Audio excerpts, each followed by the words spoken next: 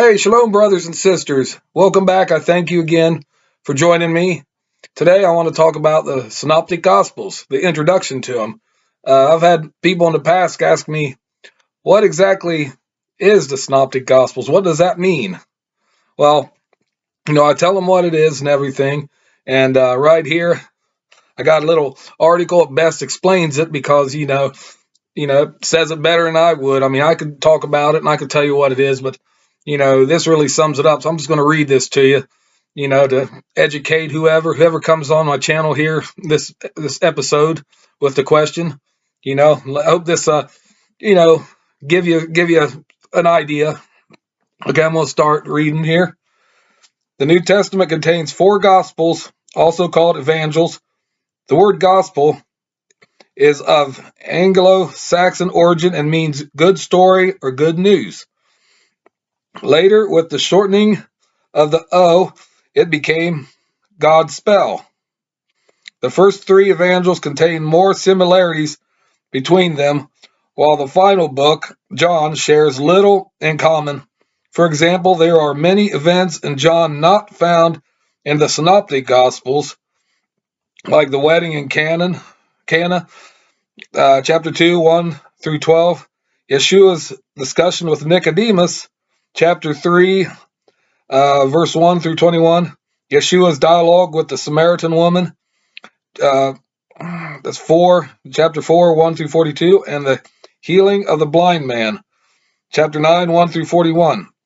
And many events in the Synoptic Evangels not found in John, Yeshua's temptation in the wilderness, Matthew, chapter 4, 1 through 25, Mark, chapter 1, 12 through 13, Luke, chapter 4, 1 through 14, and the Sermon on the Mount, Matthew, chapter 5, verse 1 through 7, and then 29,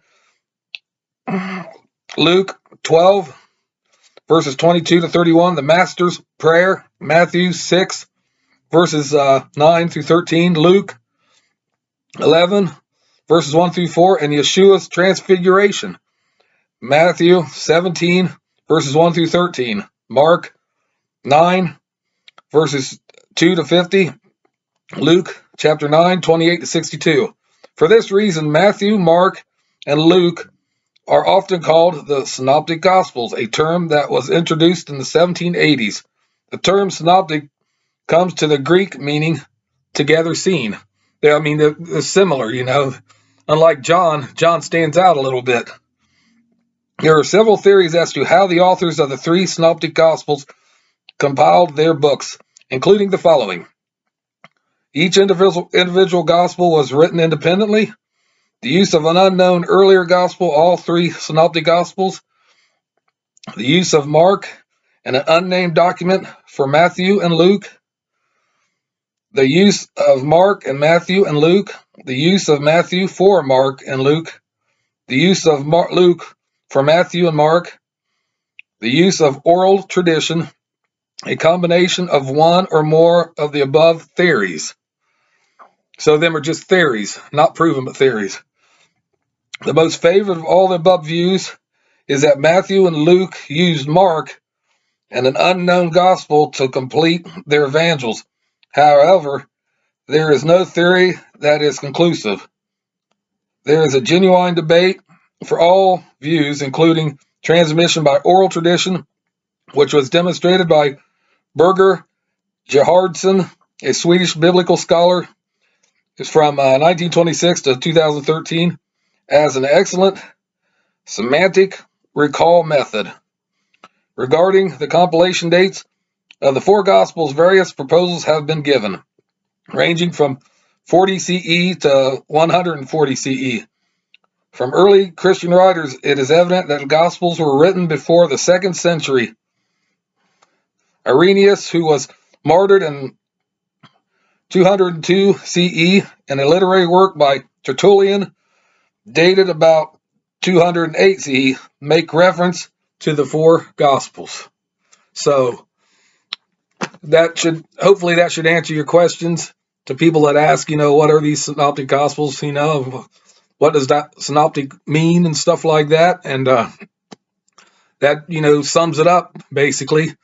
And I just wanted to clear the airway because people, like I said, people asked me about that, and I had to explain it to them.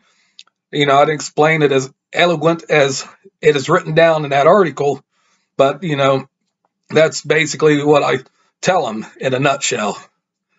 And anyways, I just wanted to do that introduction, get it out of the way, and hopefully that educate some people, help them out with their biblical studies and journeys and stuff like that. And I want to thank you again for joining me, and please hit that notification bell, give me some likes, and subscribe to my channel. You're welcome, and comment below.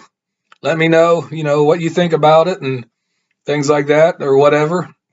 And with that said and done, thank you again. Peace out and shalom.